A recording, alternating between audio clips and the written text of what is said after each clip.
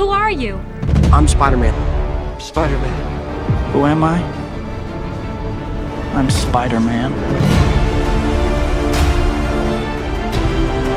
Okay, the hype is real. The Spider-Man No Way Home trailer just dropped a few days ago. Yes, I know it's been a minute, and I have got zero chill. Didn't know a leak was all we needed to get the first teaser, but hey, I sure as hell ain't complaining about it. The excitement is through the roof, and I'm pretty sure that you are feeling the same way. The very thought of having all three Spideys together in one movie is something that's going to keep us going till December. Oh God, I want it now, not in December. The cinema experience is finally coming back, and that baby-faced Tom Holland is going to be at the forefront of the revolution. But hey, let's not forget why we love Spidey so much in the first place. From Sam Raimi's trilogy to Mark Webb's attempt to the MCU's cute little web crawler, we've got plenty of moments to enjoy and re-watch till we start shoving the kids away to get our seats in theaters this Christmas. And we're kicking things off today with the top 10 Spider-Man transformations in movies. Of course, these picks won't be limited to the web crawler himself, but also to all other characters who've had some super epic transformations that we just can't get out of our heads. Are you ready to take a trip down Spidey Lane? Let's go.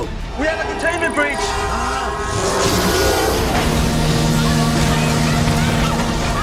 Okay, guilty as charged. Watching the beloved robot arm freak at the end of that trailer after all those years did something to us, didn't it? I just had to start off with him, and this one might take a minute, like literally. This isn't like your regular transformation scene though. Technically, he's already gotten the arms attached right at the beginning. It's a pretty standard procedure, he says. We already know there's going to be trouble because the whole having complete control because of some inhibitor chip explanation is a load of baloney. Plus, the fact that he's trying to harness a load of energy similar to that of the freaking sun was just batshit crazy. But you know, it's all about science, ain't it? The way he looks at his sweet Rosie is almost as if he's telling us, yeah, she's gonna die. And oh boy, from the moment Peter notices the safety pin being sucked in by the reactor, we know it's gonna get messy. The visuals of the mass spitting out energy jolts that wrecked the place were pretty cool, but most importantly, we got to see the crazy side of the Doctor.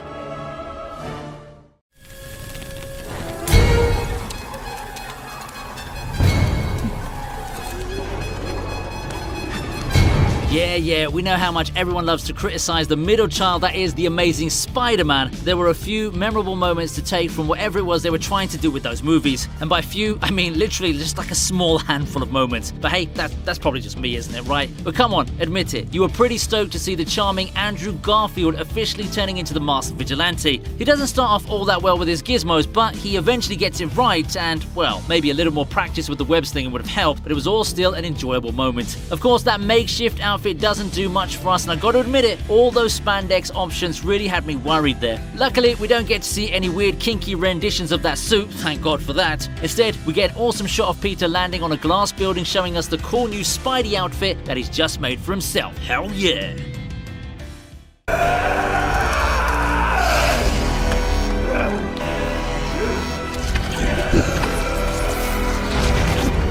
Can I just start off by saying, what a waste. This transformation spooked the living daylights out of me and left me wondering, why the hell wasn't this bad guy the main bad guy? Not to mention that sneaky little peek at those robot arms. I was so disappointed, even more than that silly Batman v Superman Martha scene. When his disease gets accelerated by the serum, I wasn't expecting what followed. It was a seriously scary transformation. Harry's eyes turn green, his veins go crazy, his body starts to contort, and what the hell were those shoulder blades even doing? This was creepier than the goddamn bogeyman. And then he somehow drags himself to the suit to heal his body, and, well, yeah, we're not going to talk about the logic of that, but the transformation was still pretty amazing to watch.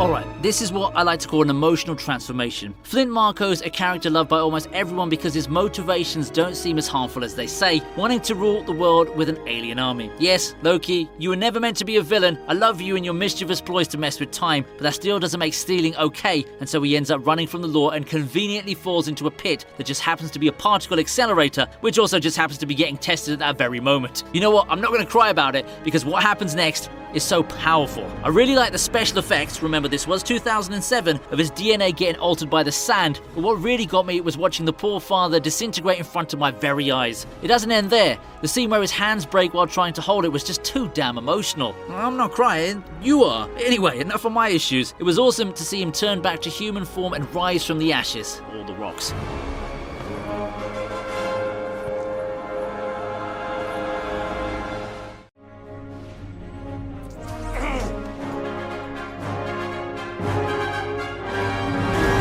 Arguably the scariest looking villain from the series, I really shit my pants when I saw what innocent looking Dr. Connors eventually turned himself into. I mean, of course I know him injecting that serum was never going to end well. I mean, I watched trailers too, but still, there was something about that scene which gave us a good false sense of hope. I still think that the human arm was absolutely disgusting to look at. I mean, I'd rather eat my vegetables than look at that icky thing. And of course, things start to get out of hand. Pun very much intended right there. I also want to mention a deleted scene where Dr. Connors transforms in his underground facility, and it's not a finished scene, but the build-up is pretty cool. They really should have used that one somewhere.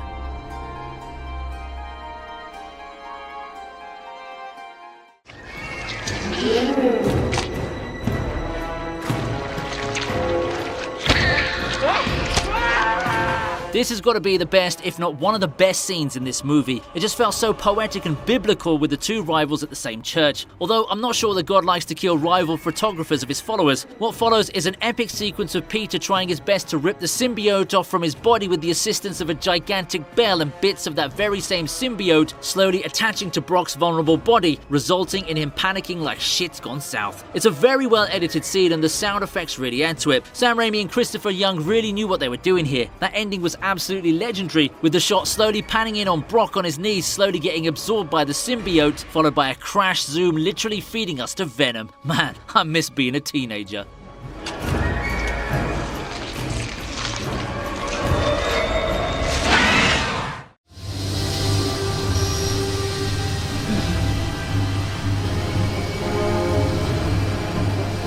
You knew this one was coming. Your dog knew this one was coming. Even your neighbors knew that this one was coming. This list wasn't going to miss out on including the OG Spidey villain executed flawlessly by the very talented William Dafoe. The scene began in a very formulaic manner with Osborn talking about cowards and a lot of other scientific stuff. That gas chamber symbolism was pretty spot on though. I was just waiting for the monitors to show us that things weren't going as planned, and then there's the payoff of seeing Osborn shaking uncontrollably. That was some batshit crazy acting that really spooked me out when I was a kid. It kind of reminds me of how I get out of bed each morning actually. Of course we all know good old Strom is going to bite the dust when he tries to save his boss, but that revival got everyone hyped in the theatres. I love the part where he picks up Strom with one hand and simply throws him out of the chamber, killing him in the process. Yeah, I mean I never really actually cared about Strom, screw that guy anyway. You want to know who I do care about though? The freaking Green Goblin. One of the greatest Marvel movie villains, period.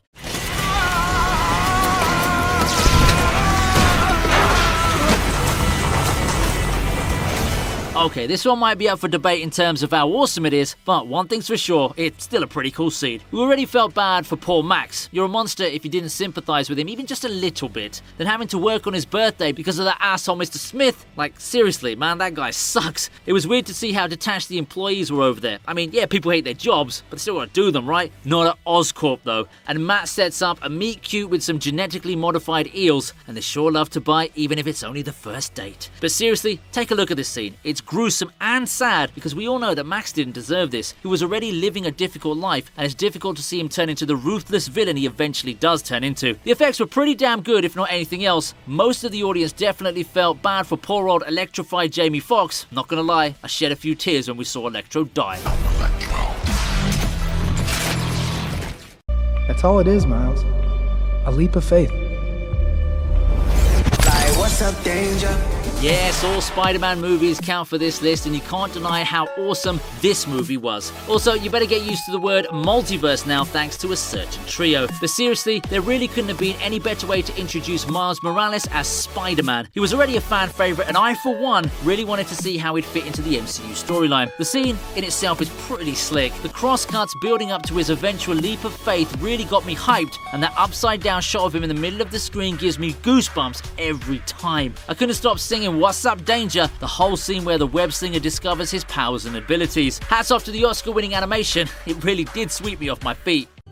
MJ, let's go. Wait. Thanks.